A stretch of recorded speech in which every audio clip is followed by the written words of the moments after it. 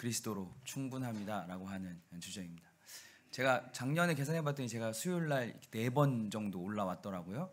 네, 그래서 그 중에 한 번은 그 무슨 캠프 약간 뭐 소개한 것 같고, 그래서 어쨌든 골로새서를 쭉 제가 이제 수요일마다 올라와서 하고 있는데요. 골로새서의 특징이 결국 사실 오늘 이 말씀에 있는 것처럼 에베소서 골로새서의 모든 특징들이 그렇습니다. 그리스도로 충분하다. 우리가 받은 구원이 전혀 다른 것으로 더하여질 것이 없다. 하나님께서 역사하신, 하나님께서 계획하신 이 십자가에서의 이루신 그리스도의 사역이 충분하다. 또 예수 그리스도는 신성과 인성을 모두 가지고 계신다라고 하는 내용이 주된 내용으로 되어 있습니다. 그래서 그것을 어떻게 변증하느냐라고 하는 내용들로 담고 있습니다. 그래서 오늘도 그 내용으로 좀 함께 묵상해보고 나눠보고자 합니다. 먼저 골로새서 성경 여셔서 골로새서 2장 8절부터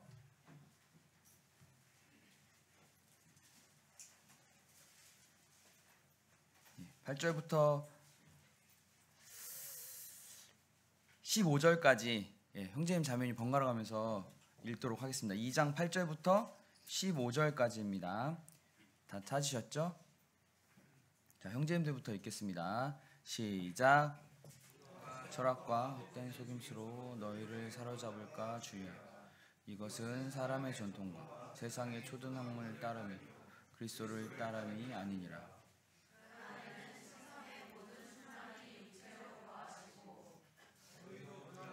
충만하여졌으니 그는 모든 통치자와 권세의 머리시라.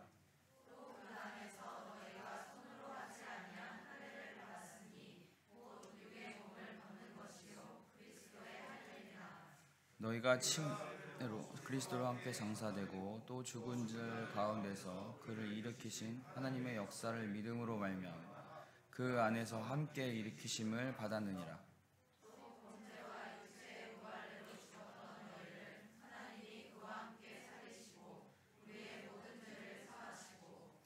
우리를 거스르고 불안하게 하는 법조문을 증거를 지우시고 제하여 버리사 십자가에 못 박으시고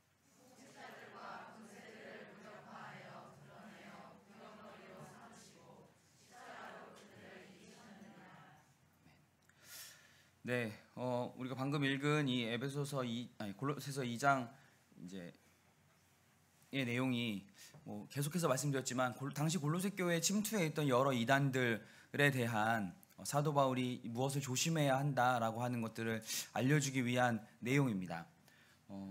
어떤 내용들이 있는지는 사실은 그 2장 16절부터 있습니다. 그래서 2장 16절에 보시면 그러므로 먹고 마시는 것과 절기나 초하루나 안식을 이유로 누구든지 너희를 비판하지 못하게 하라. 당시에 골로새 교회에 있던 유대 교회에서 개종한 일부 그리스도인이라고 들어왔지만 실제로는 그리스도인이 아니었던 유대 교인들이 그들에게 너희들이 받은 구원이 이 십자가에서의 구속을 받아들이는 것만으로는 해결이 되지 않아. 그러려면 또 유대교에서 계속 행해져 왔던 음식을 가리는 문제, 안식일이나 절기들을 지키는 문제까지 더해야 너희들의 구원이 확신할 수 있어 라고 하는 것들을 가르쳐 주고 있습니다. 또 18절에 보시면 아무도 꾸며낸 겸손과 천사 숭배를 이유로 너희를 정죄하지 못하게 하라. 이 거짓 영지주의자들, 초기 영지주의자들이라고 하는데요. 이들이 들어와서 내가 천사로부터 무슨 계시를 들었어. 내가 은밀하게 이건 너만 가르쳐 주는 거야 라고 하는 방식으로 성도들을 유혹했습니다. 그래서 그런 것들이 골로새 교회에 들어와 있었고 많은 성도들이 거기에 현혹되고 또 어려움을 겪고 있었던 거죠. 그래서 이 바울이 에바브로를 통해서 이 골로새 교회의 편지를 보낸 내용이 우리가 함께 보고 있는 이 골로새서입니다.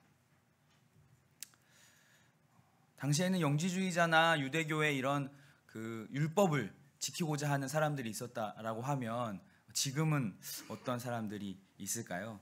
최근에 이제 개인적으로는 이렇게 공부라고까지는 하지는 못하는데 관심 분야가 있어서 제가 계속 보고 있는 그 저희들이 얘기하는 유신 진화론을 앞장서서 연구하고 이렇게 논리들을 제공하시는 분이 있습니다. 서울대에 있는 그 A 교수님이 계신데요. 천체 물리학을 공부하시는 교수님입니다. 그 교수님이 이제 페이스북에 이렇게 글을 좀 달았어요. 왜 유신 진화론이 그러니까 유신 진화론이 좋다라고 단 것이 아니라 유신 진화론을 비난하는 정통 기독교의 교리를 가지고 있는 분들이 유신 진화론을 비판하는 게 얼마나 어리석은 일인지에 대해 이렇게 쭉 글을 달았습니다. 그런데 댓글에 제가 아시는 모임의 형제님 한 분이 댓글을 달았습니다. 뭐 지난주에 우리 김선표 형제님이 유튜브 댓글 달았다가 이렇게 폭탄 맞았다고 했는데 그 형제님이 이제 거기 댓글을 다셨어요. 짧지 않게 다셨습니다. 그래서 재밌는 싸움이 벌어지겠는데 제가 이런 생각을 하면서 이제 제가 보고 있었죠. 그랬더니 이제 뭐 댓글에 대댓글에 막 계속 불이 났습니다. 근데 이제 처음에 그 내용이 어떤 내용인지 한번 말씀을 좀 드리고자 하는데요. 자, 한번 보세요. A. 창조된 것이 아니라 스스로 존재하고 B. 신의 섭리 없이 스스로 작동하고 C. 인간은 목적 없이 어쩌다 생겨난 의미 없는 존재이다. D. 그런데 신이 존재하고 신이 창조주다. 이거 어떠세요? 이거 받아들이실 수 있으시겠어요? A, B, C, D를? 뭐가 문제 같아요? A, B, C하고 D가 매치가 되지 않죠. 이걸 저희는 이제 무신론이라고 합니다. A, B, C를 무신론이라고 해요. D는 매치될 수가 없죠. 자, 그런데요. 보시기 좀 간격이 좁아서 그렇지만 스스로 존재하는 것이 아니라 창조되었고 스스로 작동하는 게 아니라 신의 섭리에 의해서 운행되고 C- 인간은 목적 없이 어쩌다 생겨난 존재가 아니라 신의 형상을 가진 의미 있는 존재이다. D. 그래서 신이 존재하고 신이 창조주다. 이건 어떠세요? 받아들이실 수 있겠어요? 아니라고 하시는 분은 나중에 저랑 따로 만나시게요. 자, 그런데요. 그 교수님이 D를 하나 더 얘기합니다. D-를 이야기하는데요. 그런데 과학은 신의 존재 목적과 섭리를 밝힐 수 없다.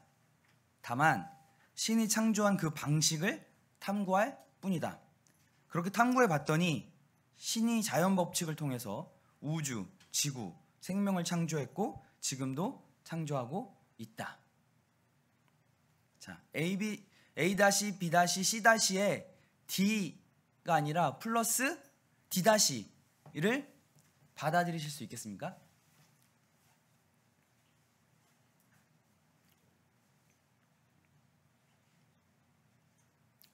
어렵죠? 어렵죠? 조금 더 풀어서 설명드리면 이런 겁니다. 우리가 흔히 얘기하고 있는 진화론의 빅뱅 이론, 우주는 어느 순간 뻥 터져서 이게 점점 넓어지고 있다. 실제로 지금 뭐 그 제임스 웹 망원경이 우주에 돌면서 그걸 이제 촬영하고 있는데 실제로 점점 별이 멀어지고 있는 모습이 관측되고 있다고 합니다. 또 지구와 생명의 근원은 과학에서는 뭘로 증명하고 있죠? 어떤 가설을 세우고 있죠? 진화론이라고 하는. 단세포에서 어느 날 다세포가 됐다가 어느 날 우연히 이게 단단단단 해서 바닷속에서만 살다가 바닷속에서의 자연 경쟁에 못 이겨 무트로 쫓겨나온 원시 생물이 무태 환경에 적응해서 아가미가 사라지고 이렇게 생물학적으로 얘기하는 것이 진화론입니다. 그걸 하나님이 창조의 방법으로 사용하셨고 지금도 사용하고 계신다 라고 하는 게 D-입니다. 어떠세요?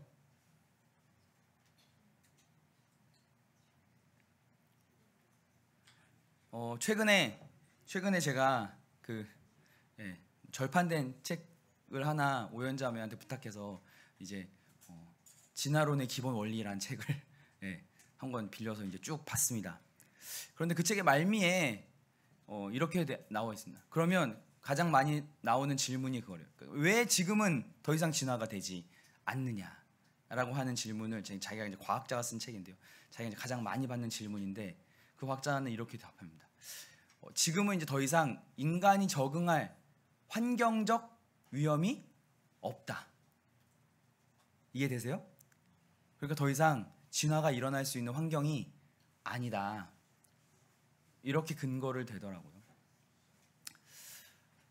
아무튼 그런데 이제 그런 책을 보면요, 거기 안에서 여러 가지 화석적 증거들, 연대 증거들, 진짜 많은 다양한 증거들을 제시합니다. 우리 청소년들 또 우리 대학에서 혹시나 이런 쪽에 공부하시는 분들 계시면 아마 그런 증거들이 수없이 많은 거가 나올 거고요. 또 그런 쪽 분야에서 내가 석사나 박사를 하고 싶으면 사실 교회에서 가르치는 창조는 포기하셔야 됩니다.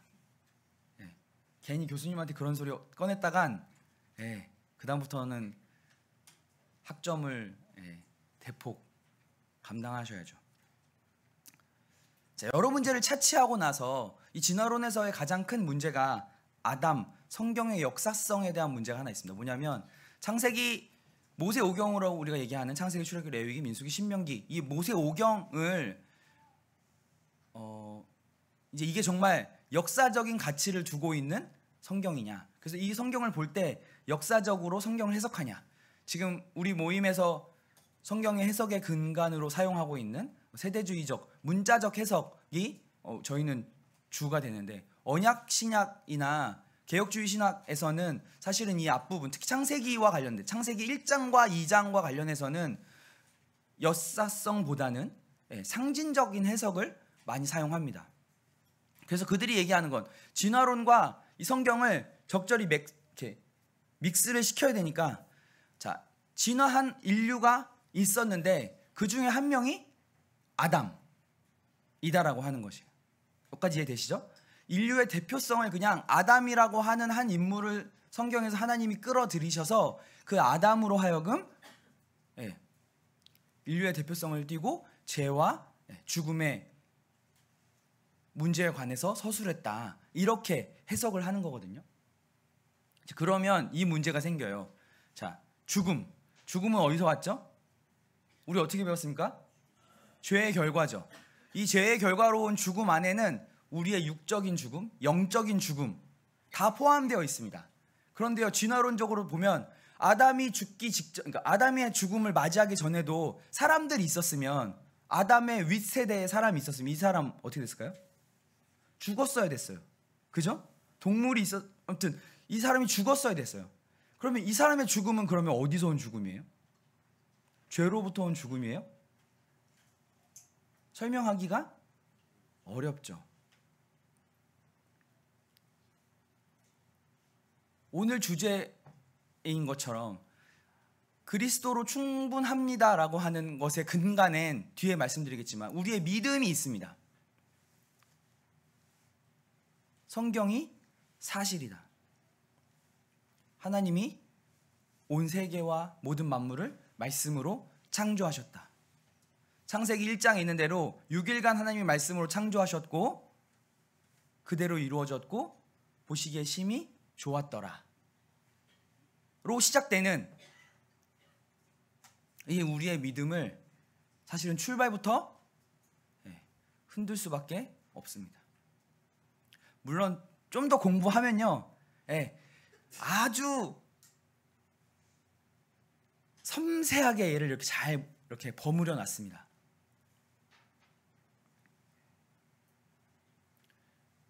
그들의 주장을 보면서 물론 그러니까 이해라기보단 그냥 어느 정도는 납득이 갔어요. 이해나 같은 말이죠. 뭐냐면 과학자로서 자기가 연구하는 여러 분야들이 있는데 거기서 연구되는 증명되는 가설과 증거들이 여기까지인데 이 다음을 넘어가는 이걸 과학자들이 못하는 거죠. 여기서부터 여기는. 그런데 사실은 그 증거 또한 과학자들이 하는 거기 또한 믿음의 영역이거든요. 사실은 신앙이에요. 신앙. 그들이 갖고 있는 신앙. 근데 이걸 성경하고 어떻게 좀 비벼보려니까, 좀 표현이 저급해서 죄송한데, 잘 어떻게 버무려 보려니까 그런 논란들을 양상이 내고 있는 거죠. 그런데 문제는요, 이런 내용들이요 우리 주변에 깊숙이 들어와 있다라고 하는 것입니다. 근데 어르신들은 이제 뭐 유튜브나 이런 거 잘 안 보시잖아요. 아마 절대 이런 게 알고리즘으로 안 뜰 거예요. 하지만 우리 젊은 학생 청년들은 학교에서 일단 고등학교 교과 과정에서 다 배우죠. 그리고 조금만 관심 있어서 한두 개 검색하다 보면 알고리즘으로 점령 당합니다. 그러면 그거 막 찾아보다 보면요, 어느새 나도 모르게 글로 이게 맞나? 내가 지금 교회에서 배운 게 아닌가?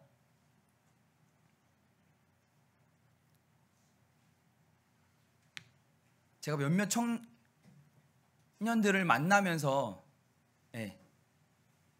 실제로 대화 안에서 그런 것들을 느꼈습니다. 내가 그동안은 기린노교회에서 배운 것들이 진리라고, 변하지 않는 것이라고 믿고 배웠는데, 실제 이제 그런 것들을 좀 봐보니 아닌 것도 같은데요? 이런 얘기도 하던데요? 어느새 우리가 알든 모르든 교회 안으로 그런 것들이 깊숙하게 침투해 왔다는 거죠.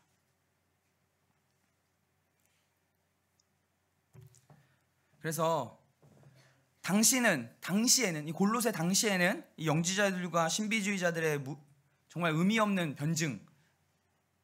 변증이었는데요. 지금은 점점 구분하기 어렵게, 골로새 당시에는 명확했어요. 이거 지켜야 돼, 이거 먹어야 돼, 이거 먹지 말아야 돼. 그렇죠. 그런데 지금은 그렇게 명확하게 하지 않습니다. 흐리게 해요. 인지 아닌지 모르게.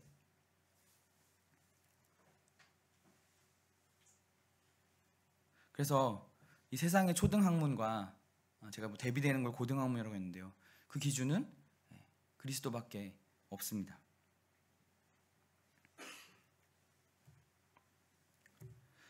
그 뒤로는 쭉 복음이 다시 풀어져 있습니다. 2장 9절부터 10절 보니까 그 안에는 신성의 모든 충만이 육체로 거하시고 너희도 그 안에서 충만하여졌으니 그는 모든 통치자와 권세의 머리시라. 당시에 골로새에 있던 이 이단들 중에 일부는 예수 그리스도의 신성을 인정하지 않은 부리들이 있었습니다.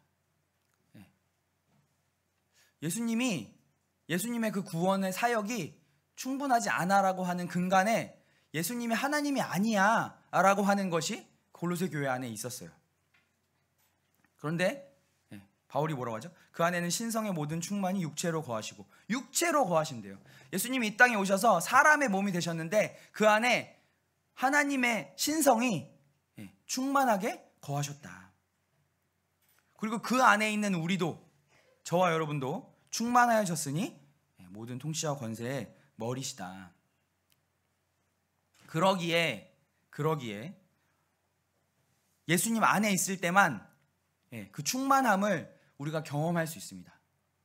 여기서 말하는 우리가 막 성령 충만 뭐 이렇게 얘기하는 그 충만함은 예수님 안에 거할 때만 가능하죠. 우리가 올해의 주제인 항상 기뻐하고 쉬지마고 기도하고 범사에 감사하라라고 하는 것을 실행할 수 있는 유일한 동력이 바로 예수님 안에 있는 것.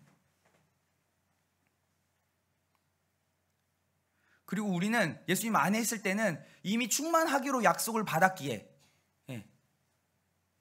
세상의 다른 초등학문은 필요가 없습니다. 자, 그러면서 그렇게 충만하여진 증거로 사도 바울이 그 뒤에 4가지를 제시하고 있습니다.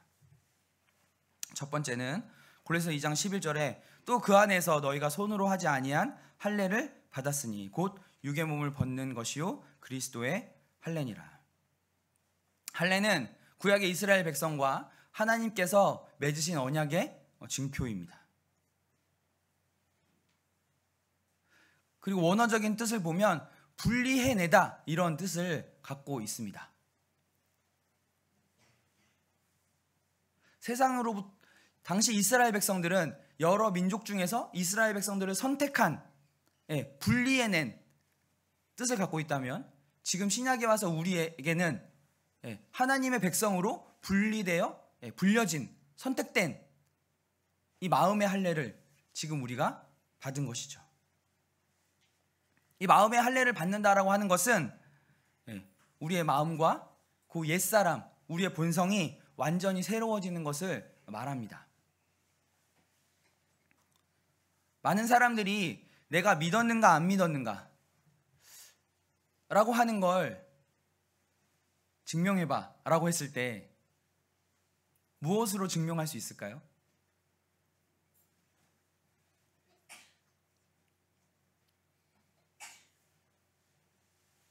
어렵죠?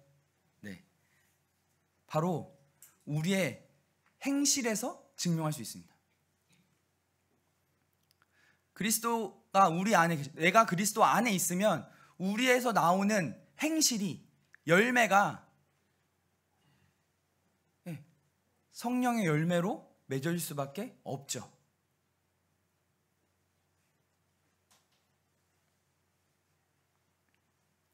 여기 보면 완전히 새로워졌다고 했잖아요. 옛 것은 없는 것입니다. 같은 내용이 또 다른 이야기로 되어 있습니다. 바로 침례입니다. 너희가 세례로 그리스도와 함께 장사되고 또 죽은 자들 가운데서 그를 일으키신 하나님의 역사를 믿음으로 말미암아 그 안에서 함께 일으키심을 받았느니라. 자, 우리가 침례 받을 때 모습을 상상해 보시면 어떻게 하죠? 먼저 물에 온몸이 다 잠겼다가 다시 건져냄을 받습니다. 이것이 무엇을 의미하냐면 물속에 잠겼을 때는 죽은 거예요. 뭐로부터? 옛 사람으로부터, 죄로부터 죽음을 나타내고요. 우리가 건져짐을 받으면 그리스도와 함께 다시 살아난 것을, 이제 새 사람이 된 것을 의미합니다. 구약의 할례가 그 징표였다면 우리는 침례로서 우리의 신앙을 고백합니다. 근데 이것이요, 이 내용이 하나님의 역사, 하나님이 하시는 계획 안에 들어있다라고 하는 것입니다.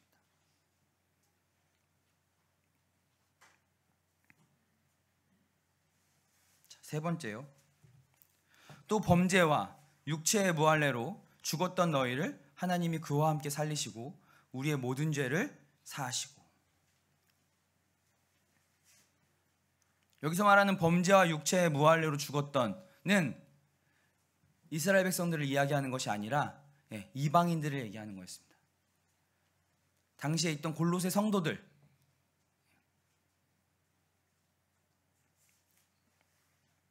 에베소서 2장 12절의 말씀으로 하면 이스라엘 나라의 밖의 사람이요 소망도 없었고 하나님도 없던 사람들이었습니다. 그러한 우리를 하나님이 예수님과 함께 살리셨고 모든 죄를 사하셨습니다.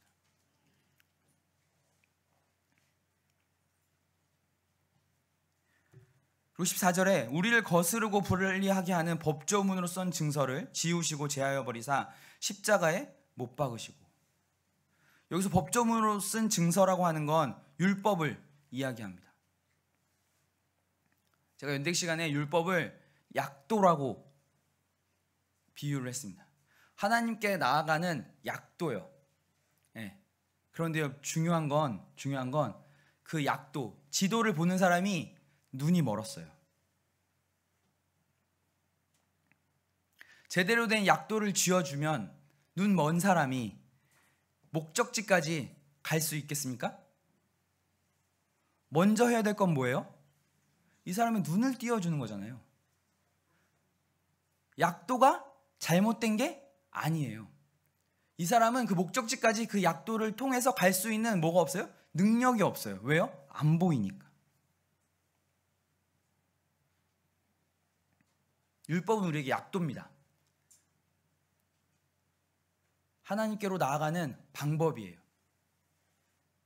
잘못된 것이 아니죠. 그런데 우리는 그걸 볼 능력이 없는 거죠.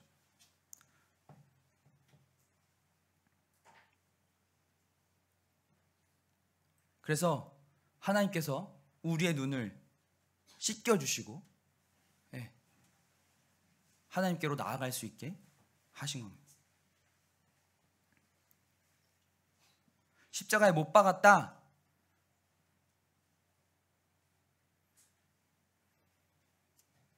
율법 때문에 율법을 부단히도 지키려고 노력했던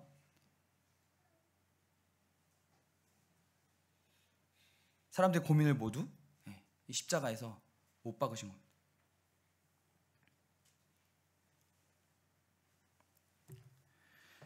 이 장 15절에 통치자들과 권세들을 무력화하여 드러내어 구경거리로 삼으시고 십자가로 그들을 이기셨느니라.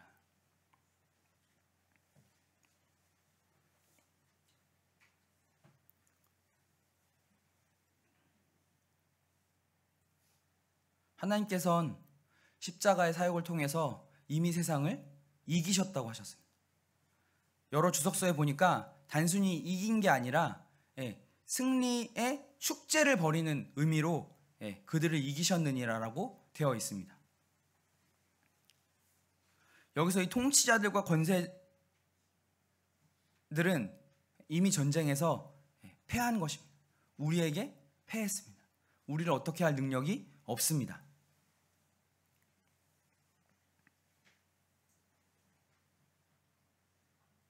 자, 이것이 우리가 받은 복음입니다. 우리를 창조하셨고요. 우리에게 하나님이신 당신을 예수님을 통해서 하나님이 우리에게 보내주셨고 그 하나님이 죽음의 자리까지 십자가에서 돌아가심으로 인해서 우리를 얽매이던 모든 죄에서 또 사망에서 우리를 건져주셨고 하늘의 나라로 갈 소망까지 주신 것입니다. 바울은 골로새 교회에 이거면 충분합니다. 다른 거 필요 없습니다. 안식일? 아니, 괜찮아. 돼지고기를 못 먹게 하는 거? 괜찮아. 천사로부터 계시를 받아야 되는 거? 필요 없어.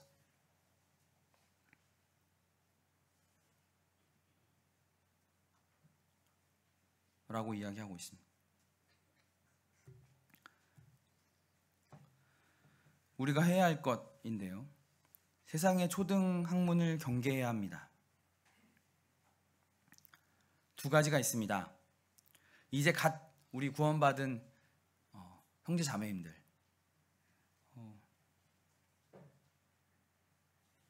성경을 가르쳐 줘야 합니다. 그렇죠? 우리 기린노 교회에서는 양육부 그 2단계 과정이 1대1을 통해서 기본적인 성경의 내용들을 가르쳐주고 있습니다. 그런데요, 그분들도 필요한데 이미 구원받고 구원받았어요. 구원은 받았어요. 근데 구원만 받았어요. 그런 형제 자매님들 우리 주변에 있을 겁니다. 이제 구원받은 지 7년, 8년 됐는데 아직도 그냥 구원받을 때와 7년, 8년 후에 별 다름이 없어요. 우리가 어떻게 도와줄 수 있을까요? 방법을 찾아야 합니다. 그리고요, 말씀을 듣는 것만으로 충분할까요? 여기서 말씀을 듣는다라고 하는 건 수요일, 금요일, 주일 와서 말씀 듣는 것만으로 될까요? 제가 드리고 싶은 건 성경을 연구해야 합니다. 베레아 사람들이 성경이 그런가 하여 봤던 것처럼 이건 뭐 자매님들이라고 그거 아닙니다. 형제 자매님들 누구나 다 나이의 연소함과 그걸 상관없이 우리는 성경을 연구해야 돼요. 왜요? 아까 말씀드렸다시피 이제는 흐리게 오거든요. 선명하지 않아요. 그래서 우리는 뭘 갖고 있어야 돼요? 선명한 가치관과 선명한 성경을 바로 분별하는 역량이 있어야 됩니다. 물론 그것에 더욱더 힘써서 하시는 분들이 계십니다. 그죠? 우리 장로 형제님들. 그래서 그렇게 연구하고 분별하는 것이 주일날, 수요일날 이렇게 말씀을 통해서 전해집니다. 하지만 그것만으로는 충분하지 않습니다.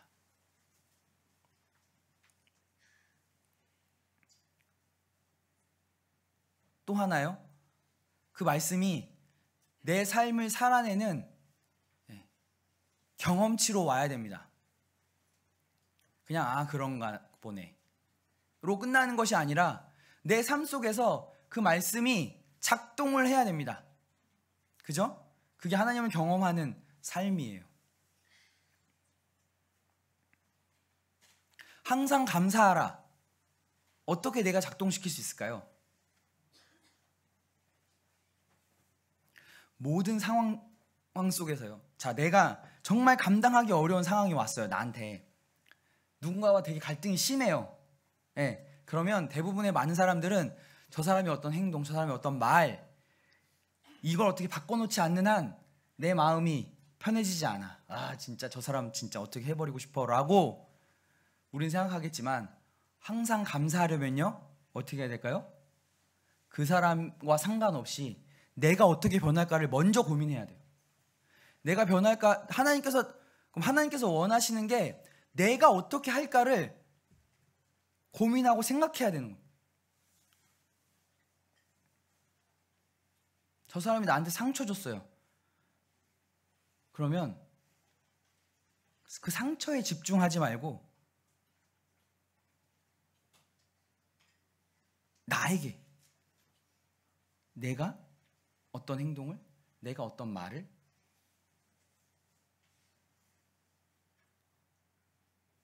물론 그 사람이 한 말이 나한테 상처가 될 수 있죠. 어렵고 힘들어요. 그런데 그러면 항상 기뻐하라가 될 수 없어요. 왜요? 기뻐해야 되잖아요. 그 사람이 나한테 욕했어요. 그래도 기뻐해야 돼요. 그게 어떻게 현실적으로 가능하겠어요? 하지만 성경은 그게 가능하다고 얘기하는 거거든요. 그러니까 항상 기뻐하라고 얘기하죠. 보는 방향을 나로 돌려야 됩니다. 하나님께서 내가 무엇을 깨닫게 하시길 원하는가? 저 사람이 나에게 욕한 거 집중하는 것이 아니라, 그것으로 인해서 발생된 내 감정에 집중하는 것이 아니라 나로. 그래서 내가 변하면, 아까 나왔잖아요. 우리가 받는 마음의 할례는 우리의 영적인 것뿐만, 마음과 우리의 본성을 바꾼다고요. 본성을 바꿔요. 그러면 그동안 내가 감당할 수 있는 어떤 사람이 나한테 상처받는 말을 했을 때 감당할 수 있는 게 10이었어요. 그러면 하나님께 집중하고 범사에 감사하면 그걸 15로 5만큼 늘릴 수 있어요. 이건 훈련이에요. 누구나 처음부터 욕먹었는데 아이고 감사합니다, 저한테 욕해 주셔갖고 덕분에 제가 뭘 깨달았네요, 이렇게 할 수 있는 사람은 없어요.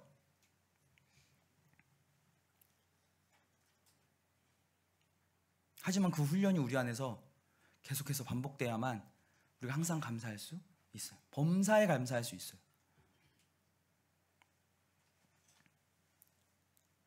2번입니다. 그리스도만으로 충분합니다. 그리스도만으로 충분하십니까? 아니라고 하시네. 크게 아멘 한번 해보시죠. 그리스도만으로 충분하십니까?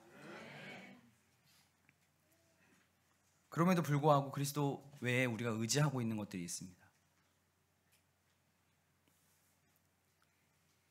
왜 그리스도만으로 충분하게 느끼지 못할까요?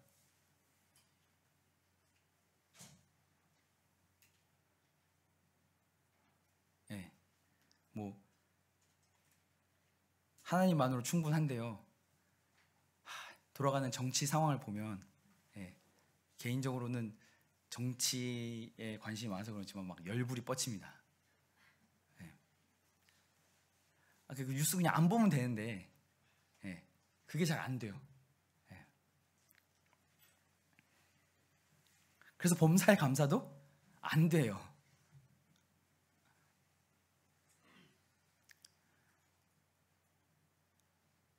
뭐 계속 얘기하지만 올해 이제 경기가 더 안 좋아질 건 자명한 현실입니다. 뭐 괜찮이라고 표현되기는 뭐하지만 월급을 받으시는 직장에 다니시는 분들은 모르시겠지만 우리 성도님들 중에서 자영업 하시는 우리 형제 자매님들은 체감이 되실 거예요. 매출이 줄고요.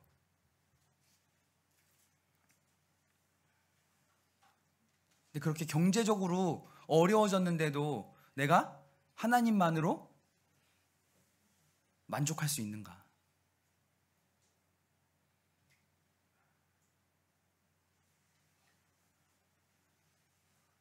쉽지 않을 것입니다.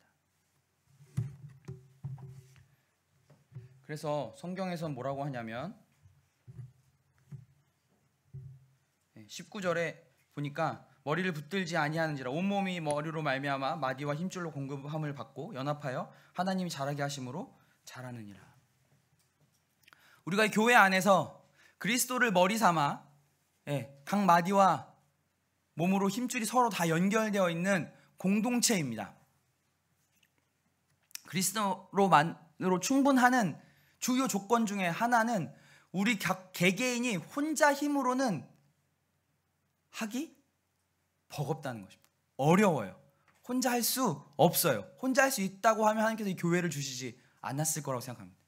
하나님께서 우리 이 교회를 주신 것은 그것을 같이 하라고 주신 거예요. 내 주변을 돌아보면 나보다 더 어려운 형제 자매님들, 그것이 경제적이 됐던 육체적이 됐던 어떤 상황이 됐던 여러 형제 자매님들 있을 수 있습니다. 그것을 내가 어떻게 도와야 할지 같이 함께 모여서 기도하고 하나님께 구하고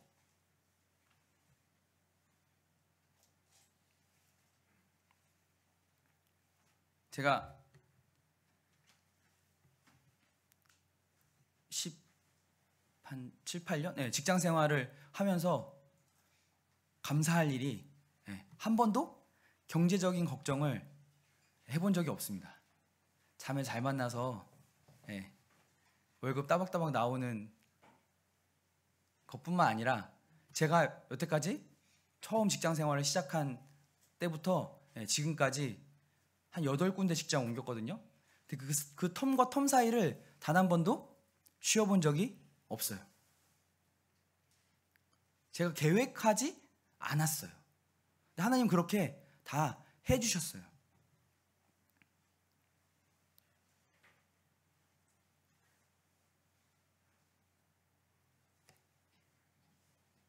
그런데요, 그 경제와 관련해서 제가 갖고 있는 생각 중에 하나가 주변을 위해 쓰자였습니다. 제 생각엔 그렇게 옹졸하지 않게 쓴 것 같아요. 그런데 하나님께서 필요할 때마다 채워주셨어요.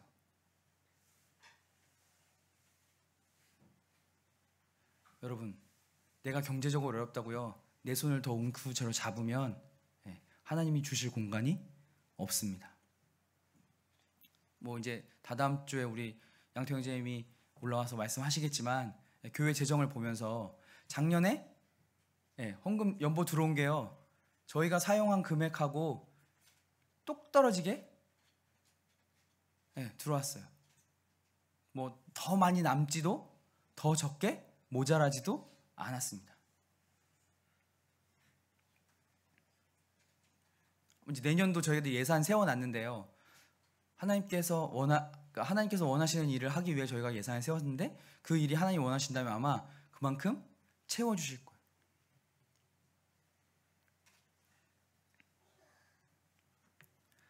앞으로의 세상이 경제적으로나 사회적으로나 더 어려운 상황이 올 것은 분명합니다. 그럴 때일수록 우리가 교회로 모이고 성도들과 함께 헤쳐나가야 합니다. 마지막으로 뭐 기회가 없을 것 같아서 기도 제목 좀 부탁드리면, 다음 주부터 그 청소년부에서는 우리 청소년 캠프가 진행됩니다. 임실에서 3박 4일로 수목금토 이렇게 진행됩니다. 우리 모임에서 우리 송영경제님이 또 말씀 전해주시고요. 여러 우리 학생들이 모여 또 가서 이렇게 복음 듣고 할 텐데 구원의 역사가 일어날 수 있도록 기도해 주시고, 2월 5, 6, 7, 8에는 어린이 캠프가 또 있습니다. 군산에서 진행되는데요. 관련해서 제가 그 각 교회마다 다 이렇게 연락해서 주일 학생들 몇 명이나 있는지 조사를 좀 했어요. 그랬더니 이제 캠프에 올 생각이 아예 없을 것 같은 교회 빼고는 이제 호남권을 다 조사했거든요. 광주, 전남, 전북 120명 됩니다. 딱 주일 학생이 다 합쳐도 120명밖에 안 돼요.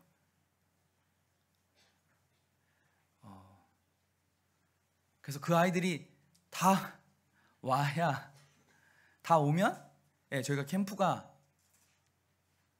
재정적으로 여유가 있게 되거든요. 근데 이제 뭐 우리 예상한 바와 같이 그렇게 되지 않을 거라는 생각이 들어요. 근데 이번에 느낀 게 아이들만 없는 게 아니에요. 아이들이 적다는 말은 뭐예요? 아이들을 키우는 부모 세대도 교회 안에 적은 거죠. 그죠? 그러다 보니까 교사도 모집이 힘들어요. 그래서 어린이 캠프를 위해서도 기도해 주시고,